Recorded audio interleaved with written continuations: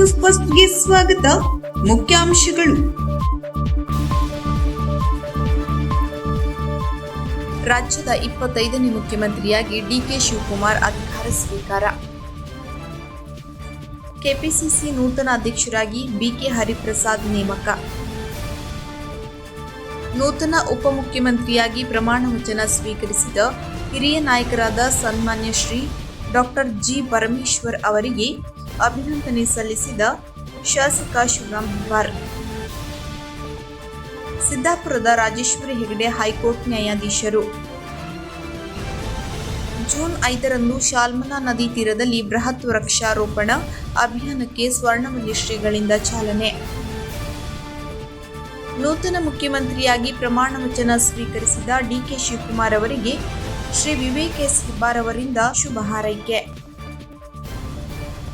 June 5ರಿಂದ 7ರವರೆಗೆ ಹಲಸು ಮತ್ತು ಮಾವು ಮೇಳ ಜರುಗಲಿದೆ.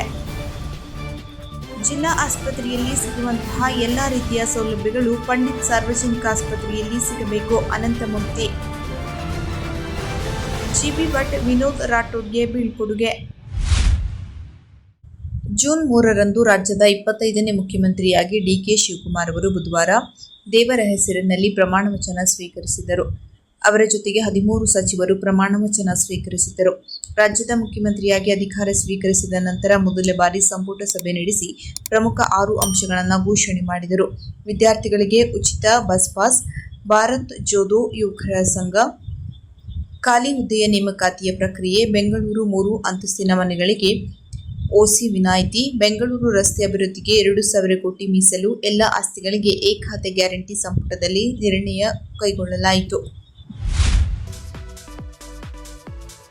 The Canara DCC bank limited Sirsi, Uttara Kannada.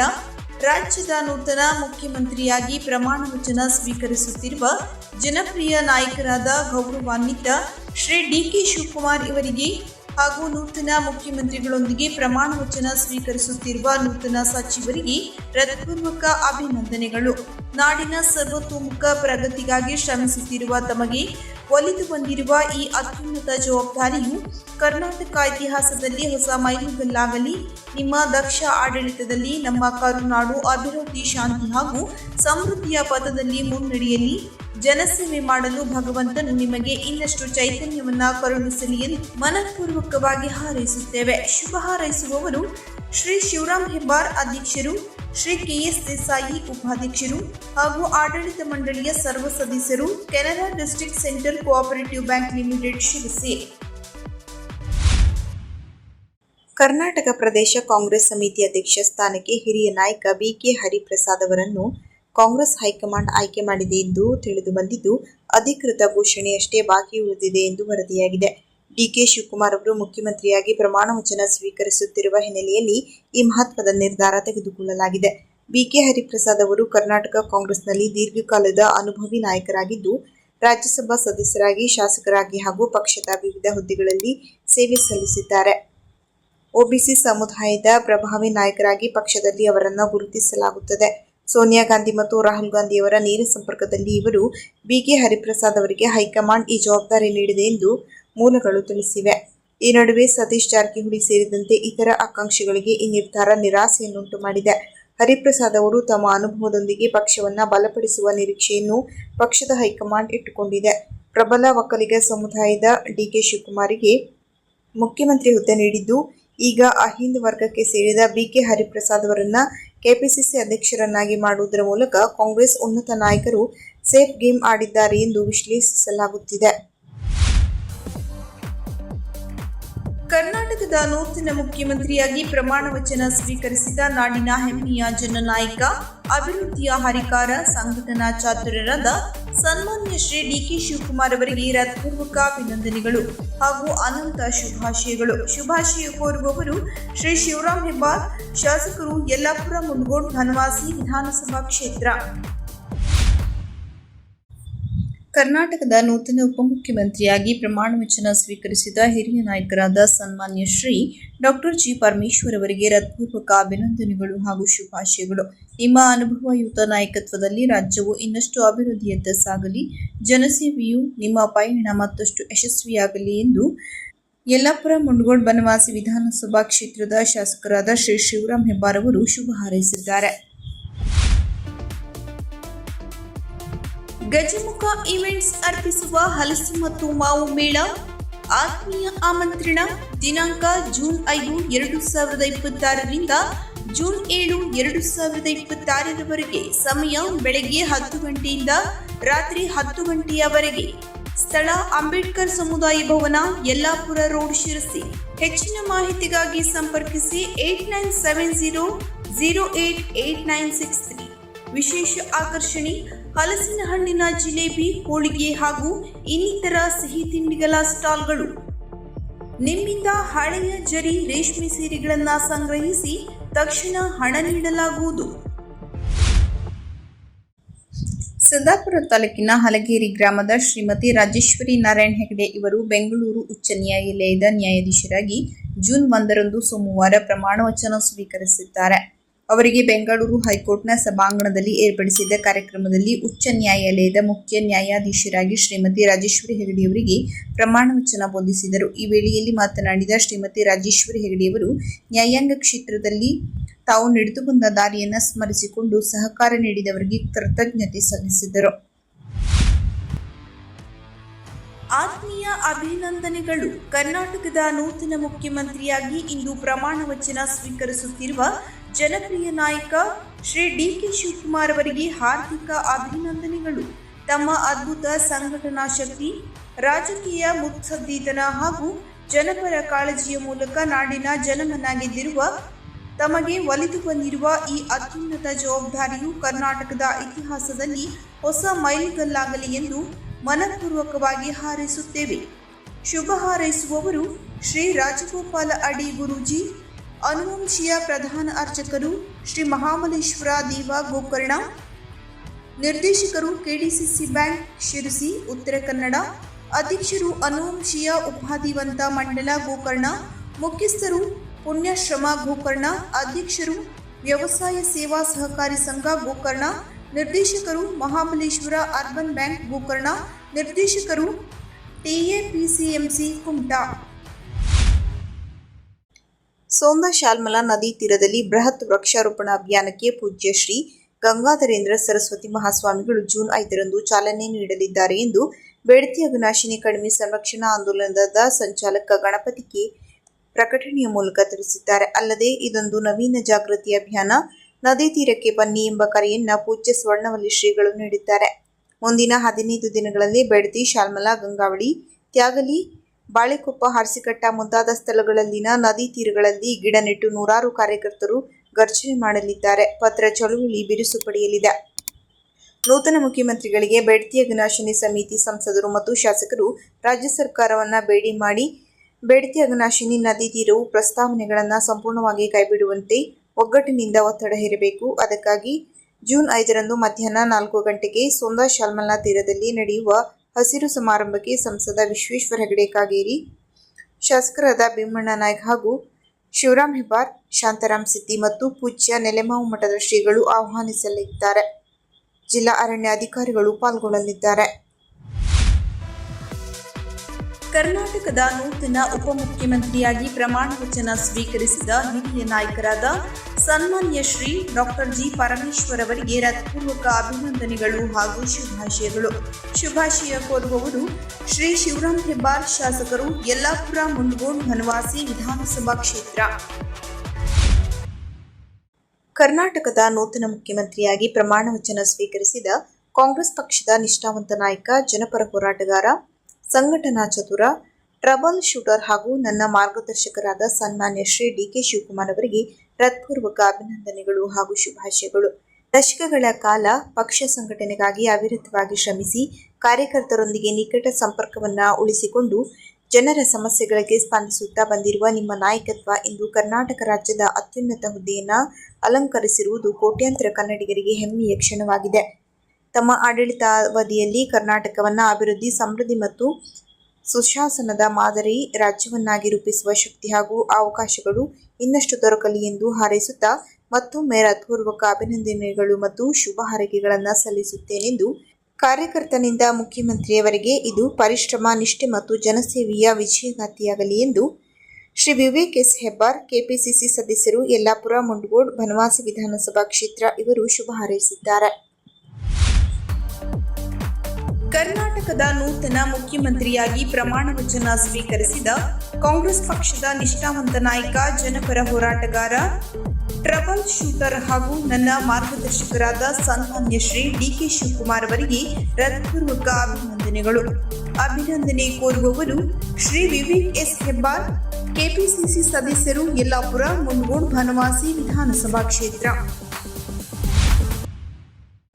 ಶಿವಮೊಗ್ಗದ ಗಜಮುಖ ಇವೆಂಟ್ಸ್ ಕಳೆದ 20 ವರ್ಷಗಳಿಂದ ಹಲವಾರು ಇವೆಂಟ್ಸ್ಗಳನ್ನು ಮಾಡುತ್ತಾ ಬಂದಿದ್ದು, ಮೊಟ್ಟಮೊದಲು ಈ ಸಲ ಡಾ. ಬಿ.ಆರ್. ಅಂಬೇಡ್ಕರ್ ಸಭಾಭವನದಲ್ಲಿ ಜೂನ್ 5ರಿಂದ 7ರವರೆಗೆ ಹಲಸು ಮತ್ತು ಮಾವಿನ ಮೇಳವನ್ನು ಆಯೋಜಿಸಲಾಗಿದೆ ಎಂದು ಗಜಮುಖ ಇವೆಂಟ್ಸ್ ಮುಖ್ಯಸ್ಥ ದೀಪಕ್ ಶೆಣೈ ತಿಳಿಸಿದರು. ಬುಧವಾರ ನಗರದ ಜಿಲ್ಲಾ ಪತ್ರಿಕಾ ಭವನದಲ್ಲಿ ವಿದ್ಯುವರ್ಸಿ ನಡೆಸಿ ಮಾತನಾಡಿದ ಅವರು, ಈ ಮೇಳದ ವಿಶೇಷ ಎಂದರೆ ಬಗೆ ಬಗೆಯ ಹಲಸು ಮತ್ತು ಮಾವಿನ ಗಿಡಗಳ ತಳಿ ಮಾರಾಟ ಮಾಡಲಾಗುತ್ತದೆ. ರಾಜ್ಯದ ವಿವಿಧ ಭಾಗಗಳಿಂದ ನೇರ ರೈತರಿಂದ ಹಲಸು ಮತ್ತು ಮಾವಿನ ಗಿಡಗಳನ್ನು ಮಾರಾಟ ಮಾಡಲಾಗುತ್ತದೆ. ಮಾವಿನ ಹಾಗೂ ಹಲಸಿನ ವಿವಿಧ ಖಾದ್ಯಗಳ ಮಳಿಗೆಗಳಿಗೆ ಅವಕಾಶವಿದೆ ಮತ್ತು ಹಲವು ಬಗೆಯ ಹೂವಿನ ಹಾಗೂ ತರಕಾರಿ ಬೀಜಗಳು ಮತ್ತು ನೇರವಾಗಿ ಉತ್ಪಾದಕರಿಂದ ಗ್ರಾಹಕರಿಗೆ ಸ್ವದೇಶಿ ವಸ್ತುಗಳ ಮಳಿಗೆಗಳು ಇರಲಿವೆ ಎಂದು ಹೇಳಿದರು. ಈ ಸಂದರ್ಭದಲ್ಲಿ ರಮೇಶ್, ಶ್ರೀಮತಿ ಅಜಿತಾ ಹಾಜರಿದ್ದರು. ಅವ್ರಿಗೊಂದು ವ್ಯಾಪಾರ ಆಗ್ತಾರ, ರೈತರಿಗೂ ವ್ಯಾಪಾರ ಆಗ್ತಾರ, ಆಮೇಲೆ ಜನಗಳಿಗೊಂದು ಡಿಫ್ರೆಂಟ್ ಟೇಸ್ಟ್ ಸಿಗೋದ್ರ ಅವರು ಪ್ಲಾನ್ ಮಾಡ್ತಾ ಇದ್ವಿ. ಅದಲ್ಲದೆ ಈ ಹಲಸಿನ ಹಣ್ಣು ಮತ್ತು ಮಾವಿನ ಹಣ್ಣು ಸ್ವೀಟ್ಸ್, ಜಿಲೇಬಿ ಇರ್ಬೋದು, ಹಲಸಿನ ಹಣ್ಣು ಹೋಳಿಗೆ ಇರ್ಬೋದು, ಆಮೇಲೆ ವೆರೈಟಿ ಆಗೋದು ಬಿರಿಯಾನಿ, ಮಂಚೂರಿ, ಡಿಫ್ರೆಂಟ್ ವೆರೈಟೀಸು, ಆಮೇಲೆ ಹಲಸಿನ ಹಣ್ಣು ಐಸ್ ಕ್ರೀಮ್ಸು ಅಂತ ಡಿಫ್ರೆಂಟ್ ಎಲ್ಲ ಆಗೋದು ವ್ಯಾಪಾರಸ್ಥರು ಎಲ್ಲ ಸಣ್ಣ ಪುಟ್ಟ ವ್ಯಾಪಾರಸ್ಥರು ಅವರೆಲ್ಲ ಒಂದು ಪ್ರೋಗ್ರಾಮ್ ಅಂತ ಮಾಡ್ಕೊಂಡಿದ್ವಿ. ಅದಲ್ಲದೆ ಈ ಸ್ವದೇಶಿ ವಸ್ತುಗಳು, ಆಯುರ್ವೇದಿಕ್ ವಸ್ತುಗಳು ಇರ್ಬೋದು, ಆಮೇಲೆ ಜ್ಯುವೆಲ್ರಿಗಳು, ಚನ್ನಪಟ್ಟಣ ಟಾಯ್ಸು, ಡಿಫ್ರೆಂಟ್ ಸ್ವದೇಶಿ ಐಟಮ್ಗಳನ್ನು ಇಲ್ಲಿ ಪ್ರದರ್ಶನ ಮಾಡ್ತೀವಿ. ಹಿಂದಿನ ಬಿಜೆಪಿ ಸರ್ಕಾರದಲ್ಲಿ ವಿಶ್ವೇಶ್ವರ ಹೆಗಡೆ ಕಾಗೇರಿಯವರು ಜನರಿಗಾಗಿ 142 ಕೋಟಿ ರೂಪಾಯಿ ಅನುದಾನವನ್ನು ಪಂಡಿತ್ ಸಾರ್ವಜನಿಕ ಆಸ್ಪತ್ರೆಯನ್ನ ಮೇಲ್ದರ್ಜೆಗೇರಿಸಲು ತರಲಾಗಿತ್ತು.